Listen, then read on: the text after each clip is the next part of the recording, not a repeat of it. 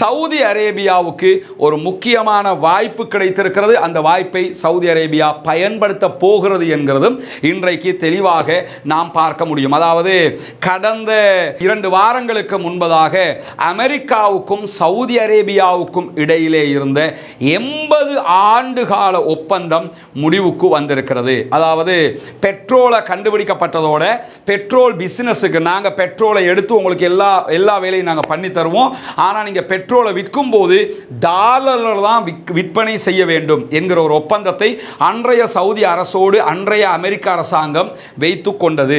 இது 80 ஆண்டுகளுக்கு நீடிக்கும் என்று சொல்லப்பட்டிருந்தது. அதனால தான் சவுதி அரேபியா பெட்ரோல் பிசினஸை மொத்தமாகவே டாலரில் தான் பண்ணிக்கிட்டு இருந்தாங்க. உதாரணமாக நம்ம நாட்டில் கிரைசிஸ் ஏற்பட்டதா இல்லையா, அந்த நேரத்தில் பெட்ரோல் வாங்கணுமாக இருந்தால் கூட நமக்கு ஏற்பட்ட பிரச்சனை என்னன்னா டாலர் இல்லைங்கிறது தான். எந்த நாடாக இருந்தாலும், இந்தியாவாக இருந்தாலும் பாகிஸ்தானாக இருந்தாலும் எந்த நாடாக இருந்தாலும் சவுதிட்ட இருந்து பெட்ரோல் வாங்கணுமாக இருந்தால் டாலர்ல பணம் செலுத்தணும். அவங்க நாட்டில் நம்ம நாட்டில் ருபீஸ் இருக்கிறது, இந்தியாவில் இந்தியன் ருபீஸ் இருக்கிறது. இப்படி ஒவ்வொரு நாட்டில் ஒவ்வொரு கரன்சி இருந்தாலும் அந்த கரன்சியை வச்சு பெட்ரோல் வாங்க முடியாது. சவுதியிடமிருந்து வாங்குறதாக உலகத்திலே மிக பிரம்மாண்டமான பெட்ரோல் விற்பனையாளர்கள், ஈவன் ஓஐசியினுடைய ஒபெக்கினுடைய தீர்மானங்களை எல்லாம் முடிவெடுக்கக்கூடியவர்கள், குறிப்பாக இந்த பெட்ரோல் பிசினஸ் பண்ணக்கூடிய ஒபெக் நாடுகளுடைய தீர்மானங்களையே அடுத்த கணம் மாற்றக்கூடிய பலம் பெறுகிற அளவுக்கு மிக பிரம்மாண்டமான விற்பனையாளர்கள் சவுதி அரேபியா என்கிற காரணத்தினால அவர்கள் இந்த ஒப்பந்தத்துக்குள்ள மாட்டிக்கொண்டார்கள். ஆரம்பத்தில் எப்படியாவது பெட்ரோலை எடுத்துக்கிறேன், நாட்டை வளப்படுத்திக்கிறேன்ங்கிறதுக்காக இந்த ஒப்பந்தம் போடப்பட்டிருக்கலாம். ஒப்பந்தம் போட்டதற்கு பிறகுதான் அவர்கள் புரிந்து கொண்டார்கள், மொத்தமாக நாம் அமெரிக்காவிடத்தில் மாட்டிக்கொண்டிருக்கிறோம். அவங்களோட டாலர்ல தான் பிசினஸ் பண்ணணும் வரும்போது டாலரை அவன் தீர்மானிப்பான். ஒரு டாலர் எவ்வளவு, அதுக்கு மதிப்பு என்ன, மரியாதை என்னங்கிறத அவன் தீர்மானிப்பான். அதனால தான் நீங்கள் பார்த்தீங்கன்னா டாலருடைய விலையை வச்சு தான் நம்ம நாட்டினுடைய கரன்சியே நம்ம பல கட்டங்களில் முடிவெடுக்க வேண்டி வரும். டாலர் ரேட் இன்னைக்கு எவ்வளவு, நம்ம நாட்டு ரேட் எவ்வளவு என்று முடிவெடுக்கிற அளவுக்கு அவனுடைய டாலர் மதிப்பை வச்சுக்கிட்டான். எல்லாமே டாலரில் பிசினஸ் பண்ணணும்.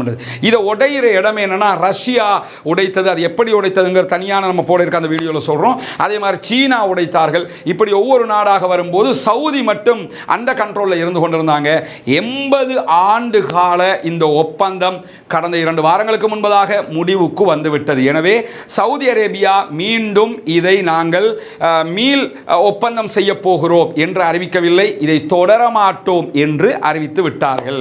தொடர மாட்டோம் என்ன அர்த்தம்னா, இனிமே டாலர்ல மட்டும்தான் அவங்க பெட்ரோல் விற்கணுங்கிற எந்த ரூலும் அவங்களுக்கு கிடையாது.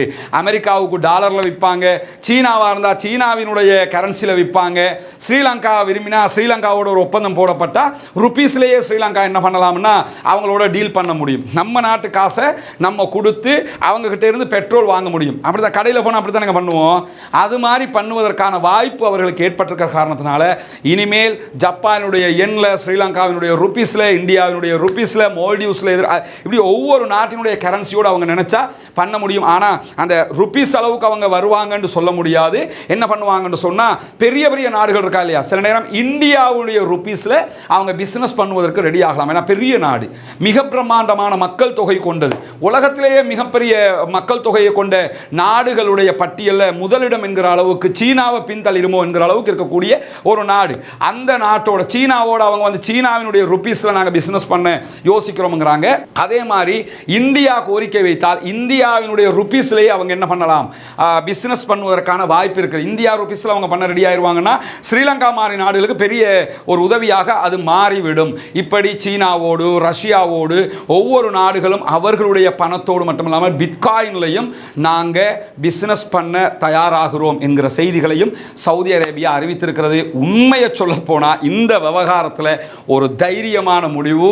அமெரிக்காவோடு மட்டும் தங்கி நிற்காமல் நாங்கள் எல்லா நாடுகளோடையும் நிற்க போகிறோம் என்கிற அந்த முடிவு அமெரிக்காவுக்கு பலத்த பின்னடைவையும் பாரிய அடியையும் கொடுத்திருக்கிறது என்பதிலே எந்த மாற்றமும் இல்லை. இந்த எண்ணெய் அரசியல் சம்பந்தமாக இது எப்படி எங்கு போய் முடிந்திருக்கிறது என்பதை விரிவான ஒரு வீடியோவாக இன்ஷா அல்லாஹ் நம்ம போட இருக்கிறோம். அதில் நீங்கள் மேலதிக விவரங்களை தெரிந்து கொள்ளுங்கள். பாலஸ்தீனம் வெற்றி பெற வேண்டும், பாலஸ்தீனம் சுதந்திரம் அடைய வேண்டும், பாலஸ்தீனத்திற்காக பிரார்த்தனை செய்ய மறந்து விடாதீர்கள். ஒவ்வொரு தொழுகையிலும் இஸ்ரேலுக்கு எதிராக குனூத்து நாசிலாவை ஓதுவதற்கு மறந்து விடாதீர்கள். தீவிரவாதம் ஒழிய வேண்டும், பயங்கரவாதம் இல்லாதொழிக்கப்பட வேண்டும், ஆயுத கலாச்சாரங்கள் அற்ற பயங்கரவாதமற்ற நிம்மதியான மக்களாக நாம் அத்தனை பேரும் வாழ வேண்டும் என்கிற உயரிய பிரார்த்தனைகளோடு முடித்துக் கொள்கிறேன். வாஹ்ரதா தஅவானா அல்ஹம்துலில்லாஹி ரப்பில் ஆலமீன்.